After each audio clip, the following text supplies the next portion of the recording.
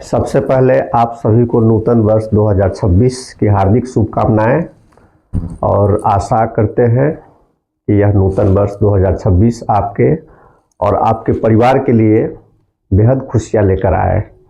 तो आज के इस वीडियो में हम बताने वाले हैं ऑब्जेक्टिव प्रीपोजिशंस के बारे में। देखते हैं कि ऑब्जेक्टिव प्रीपोजिशंस क्या है। OBJECTIVETREPOSITIONS।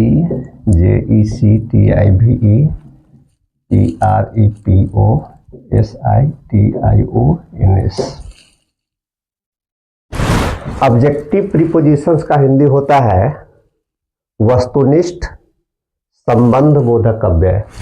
हमारी परीक्षा दो पैटर्न पर होती है, एक ऑब्जेक्टिव और दूसरा सब्जेक्टिव। पहले इसका हम हिंदी समझ लेते हैं कि ऑब्जेक्टिव का हिंदी क्या होता है। OBJECTIVE, इसका हिंदी होता है वस्तुनिष्ठ। और दूसरा होता है सब्जेक्टिव, SUBJECTIVE, विषयनिष्ठ।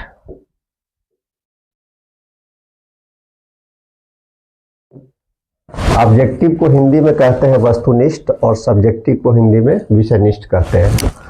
तो आज का जो टॉपिक है ऑब्जेक्टिव प्रीपोजिशंस, इसका हिंदी होता है वस्तुनिष्ठ संबंध बोधक अव्यय। जैसे पहला क्वेश्चन है, he died dash the nation। Option में रहेगा इन, अब, for, under. He died dash the nation, इसका हिंदी हुआ कि वह राष्ट्र के लिए मर गया। तो यहां पर फॉर प्रीपोजिशन का प्रयोग होगा। फिर समझते हैं, he died dash the nation, वह राष्ट्र के लिए मर गया। यहां पर फॉर लगेगा। नेशन के जगह पर स्टेट भी रह सकता है, सोसाइटी भी रह सकता है।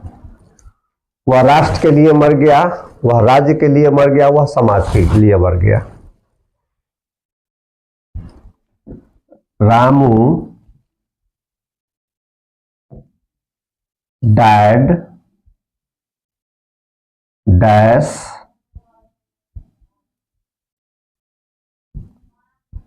TV. Ramu died dash TB. पहला ऑप्शन है of, B, out, C, into, D, by. Ramu died dash TB मतलब कि रामू ट्यूबरक्लोसिस से मर गया। इसमें कौन सा प्रीपोजिशन लगेगा? तो सबसे पहले हम इसका मतलब समझते हैं कि टीबी का मतलब क्या होता है। इसका फुल फॉर्म होता है ट्यूबरकुलोसिस। इसका हिंदी होता है क्षय रोग या तपेदिक। और एक होता है टीवी, जिसका मतलब टेलीविजन होता है। ये टीवी नहीं समझना है, टीवी समझना है। तो यहां पर अब प्रीपोजिशन का प्रयोग होगा तो वह ट्यूबरक्लोसिस से मर गया। इनटू नहीं लगेगा, आउट नहीं लगेगा, बाई नहीं लगेगा। तीसरा है his father died dash neglect. पहला ऑप्शन इनटू, दूसरा ओवर, तीसरा थ्रू और चौथा under. His father died dash neglect neglect का हिंदी क्या होता है? उपेक्षा। उपेक्षा का मतलब होता है देखभाल नहीं करना। जैसे किसी की तबीयत खराब हो जाती है और समय पर उसका इलाज नहीं करवाते हैं, दवा दारू नहीं देते हैं, तो हम उसको उपेक्षा करते हैं। तो उसके पिताजी उपेक्षा से मर गए, तो इसमें इनटू नहीं लगेगा, ओवर नहीं लगेगा, अंडर नहीं लगेगा, इसमें थ्रू का प्रयोग होगा। तो ध्यान रखना है कि सब का मतलब, डाई का मतलब मरना था, डाई से डाइट बना। यह राष्ट्र के लिए मरता है तो फॉर लगेगा, जब कोई बीमारी से मरता है तो ऑफ लगेगा, और जब कोई उपेक्षा से, कोई बच्चा, कोई बूढ़ा, चाहे कोई भी जवान उपेक्षा से मरता है तो वहाँ पर थ्रू प्रीपोजिशन का प्रयोग होता है। ये सब प्रैक्टिस कर दीजिए, जितना बार हम लिखेंगे, प्रैक्टिस करेंगे, हमारा प्रीपोजिशन जो है मजबूत होते चला जाएगा। अगला सेंटेंस है,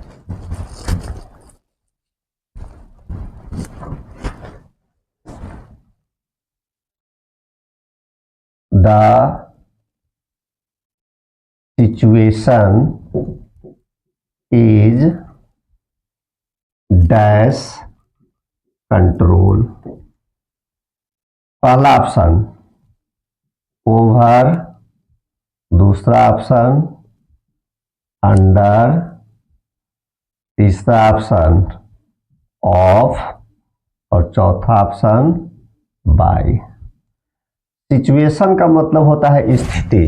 the situation is dash control, तो यहाँ पर अंडर का प्रयोग होगा। इसका मतलब हुआ कि स्थिति नियंत्रण में है। The situation is under control, या कहीं ऐसा भी रहा है कि this building is under construction, यह भवन निर्माणाधीन है, तो वैसी परिस्थिति में भी हम अंडर का प्रयोग करते हैं। पांचवा है his brother died from dash eating. पहला ऑप्शन इनटू, दूसरा आउट, तीसरा ओवर और चौथा इन। उसका भाई मर गया, किससे? ज्यादा खाने से, तो यहां पर ओवर का प्रयोग होगा। ओवर ईटिंग का मतलब होता है जरूरत से ज्यादा खाना। कभी आदमी जरूरत से ज्यादा खा लेता है तो उससे भी मर जाता है। तो इसको यदि हम प्रैक्टिस करेंगे बारीकी से तो एक एक प्रीपोजिशन समझ में आ जाएगा, और यह एग्जामिनेशन पॉइंट ऑफ व्यू से बहुत ही जरूरी है। तो आज के वीडियो में इतना ही, धन्यवाद।